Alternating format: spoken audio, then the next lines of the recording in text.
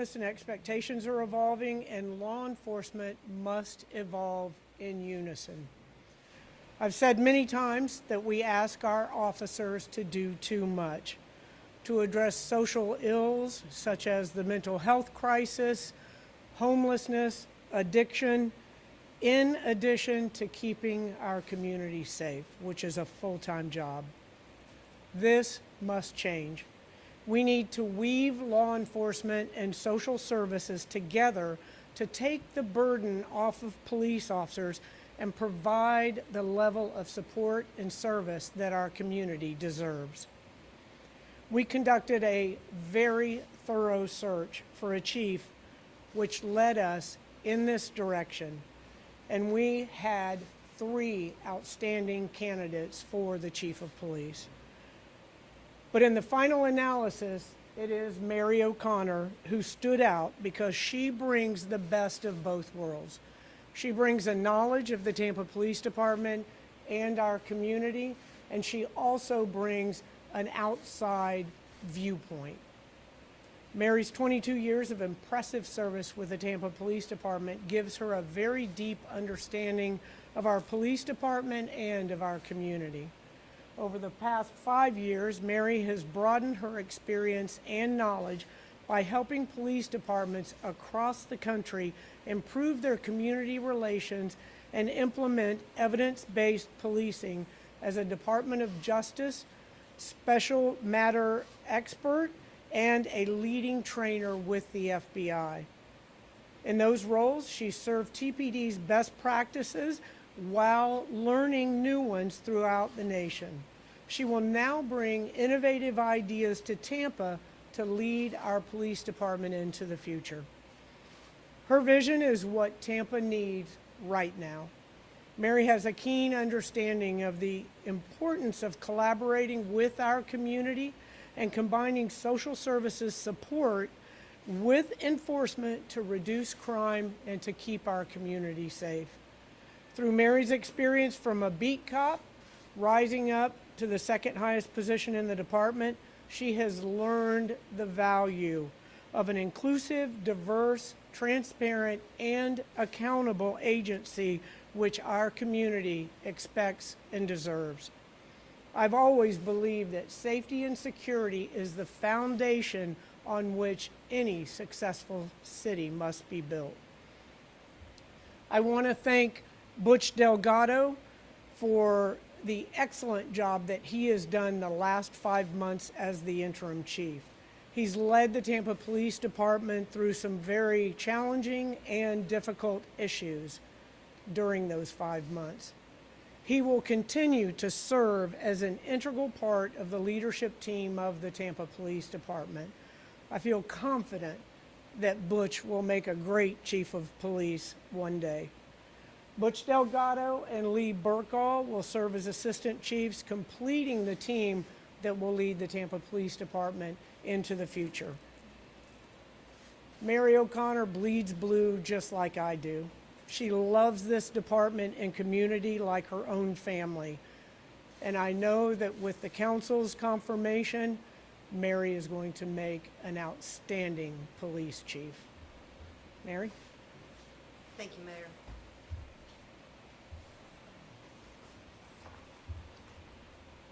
Good morning, everybody. Thank you, Mayor Castor. I am honored and humbled to stand before you as Tampa's newest police chief. I believe in this community and in this department, and together we can do great things. I spent the first 22 years of my career serving the community of Tampa. As the mayor mentioned, I spent the last 5 years traveling throughout the United States, working with law enforcement agencies. And I can tell you, without a doubt, TPD is the best police department in this nation. I was always filled with so much TPD pride when I would start working with other agencies. We do so many things well here in this agency, but like with anything, we always have room to grow. My first priority is connecting with the community. I believe in building a team approach to the crime fight. The father of modern policing, Sir Robert Peel, in 1829, coined the phrase, "The police are the public, and the public are the police." And that sums up my philosophy. We must work together to prevent and solve crime in this city. As I stand before you today, I am committed to finding new ways of working together as a team to ensure that the community and every member of it has a voice in its police department. It's always been our mission to serve you, and now we will take that to the next level by coming together to stop violence from prevailing in our city. I'm sure you are all aware that there has been a violent crime increase around our country. Combating that trend is also one of my top priorities. I've learned from my work with the Department of Justice and FBI LEDA the importance of identifying root causes of crime and then partnering with social services to address and prevent crime from taking place in the first place. As the mayor mentioned, we ask officers to do a lot, sometimes too much. Partnering with social services will take the burden off of officers and provide people with the help and assistance that they truly need. We simply can't arrest our way out of the problem. That doesn't work. But you can also be rest assured that we will be holding the most violent offenders accountable for their actions. We will use innovative technology, training, and initiatives to ensure that we are building good quality cases so that justice can effectively be served. My third top priority is officer wellness. A healthy community starts with a healthy workforce. I will analyze what programs are currently in place and enhance what's available to our officers. It's been a hard time to be a police officer in this country. We need to make sure our officers who are out there putting their lives on the line for the safety of this community feel supported because it's the right thing to do. I am committed to having robust officer safety and wellness programs to make sure we have well-adjusted, healthy police officers making good decisions both at work and living a fulfilled life at home. I would like to also focus on leadership development that will help officers rise through the ranks as I did, along with my two assistant chiefs, Butch Delgado and Lee Burkhaw. We have a very strong leadership team, and I am so excited to begin working together. But first, I want to thank Butch for doing an amazing job. As the mayor mentioned, he's been working tirelessly for the last 5 months as the interim chief. Butch is known as a fair, honest, and strong leader. I will look to continue his guidance as we shape the department and move forward. And I'd like to continue the positive momentum that he's gained in his time as interim chief. We will continue to live by living the mayor's golden rule, as she's always said, that we will treat everybody with dignity and respect. We will focus on connecting with our community to build a team approach to combating violent crime while making sure our officers are healthy and safe. I am so proud to again serve with the men and women of this fine department. The Tampa Police Department is the greatest police department in this country. Thank you. Thank you, Mary. And now we'd like to hear a few words from Chief Delgado. Thank you, Mayor. Good morning. Just a couple things. First, to the mayor, I want to thank you for the opportunity for giving me a chance to be the interim chief for the last 5 months, not only for the department that I have been here for 24 years, but the city that I grew up in. And it's been a rewarding, challenging, but exciting time all at the same time. So, you know, I very humbling experience. And to lead it during the process and to watch the officers respond during the process was pretty amazing experience for me. I've known Mary for over 20 years, so I welcome her back. I think she has the same mission as all of us do, and that's to keep this city safe.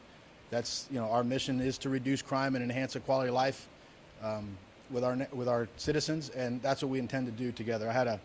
We were able to speak a little bit yesterday. We're going to have a lot more conversations here, me, her, and Lee, in the near future on some of the things we're doing, some of the ideas she's going to bring in moving this department forward, and we're looking forward to those discussions. One thing I tell you this is I'm confident that the Tampa Police Department has 1,300 plus employees, both professional staff and sworn, and I can tell you that they haven't missed a beat during this process or any process of keeping this city safe, keeping this city one of the safest cities in America. And again, I look forward to being part of that team moving forward, and I'm just ready to get to work. So, all right. Thanks, Butch. All right, we'll open it up for questions. Yes. Congratulations, first off. Question about PBA and community oversight. There were 9 months last year where the community, there was a huge divide between what they wanted, activists wanted, and what actually happened. Coming in from the outside, can you explain to the public what the relationship with the PBA is like and how, is it the kind of relationship where you can bridge that divide and maybe find some common ground as the CRB continues to structure? Yeah, so it's a little hard for me to hear you, just a little bit, but you're asking about the PBA and the Citizen Review Board. Correct. What's your relationship with the PBA since they have been influential in decisions surrounding that and the issues? There's like this divide between the community activists, what they'd like to see, but kind of what's happening. Can you bridge that divide coming from the outside? What's your relationship like? Can you bridge the community with the PBA there? Yeah, the PBA is a very integral part of this department, obviously. They represent the majority of the police officers and commanders in this agency.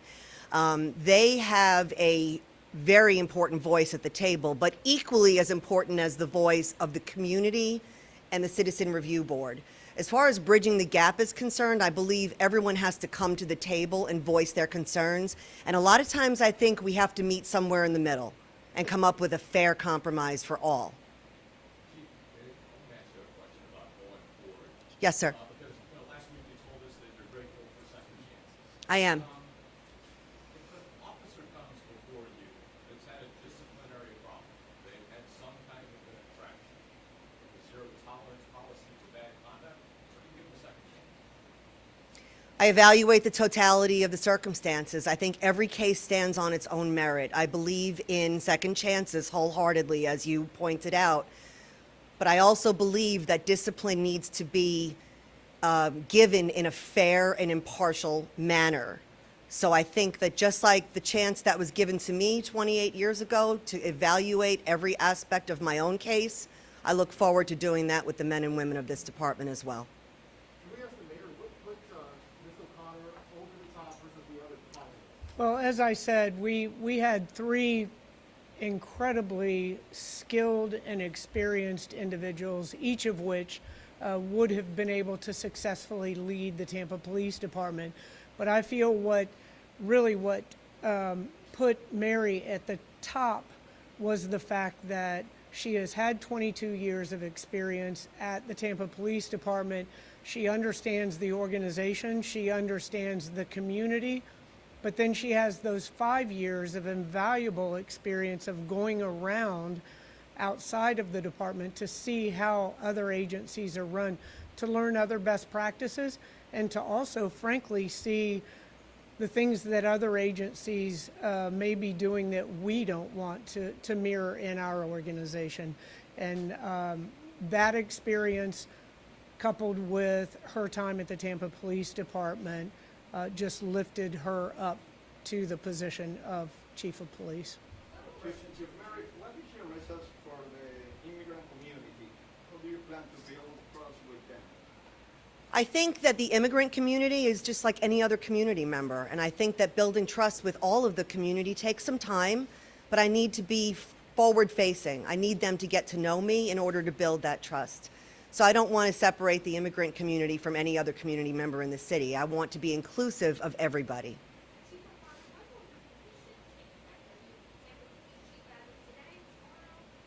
That's a good question. So, as I stated in my remarks, you know, the mayor appoints the chief of police, but that confirmation, we get confirmation from council, which we don't expect any issues there. And Mary could start as quickly as next week. Chief, what was the biggest takeaway? What was the biggest discovery you made in the 5 years you were away from working here? Self-reflection. I had the opportunity to professionally and personally grow by broadening my horizons, and it really made me as a person reflect on all of the community connections that I've made over the years and all of the personal connections that I've made, and realizing that personal connections are so important to make myself a better person and bring it back to the community that I love.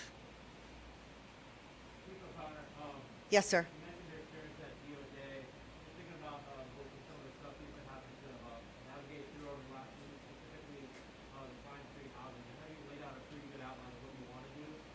How important is kind of working on those relationships between crime-free housing and biking while black, with DOJ investigators? How important is kind of repairing those things, continuing to work on that front within the community for you?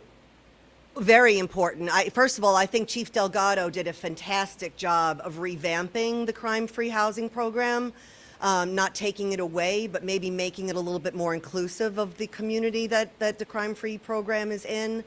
You know, Biking While Black, like any other police initiative, it takes time to implement. It's going to require a lot of communication about any initiatives that we're doing. And then, like with anything, we have to measure success. You know, unfortunately, not every single initiative is successful, you know, but we have to be innovative and implement different initiatives with the community's voice, and then, you know, again, measure to make sure that they're successful. One more.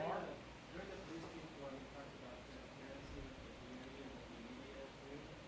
How would you do that as police chief to achieve transparency between the police department and the media? The media is a member of this community, and going back to my message of inclusiveness, I think that we need to make sure that they have a voice at the table as well. And inclusiveness of the media and every community member is going to be my top priority.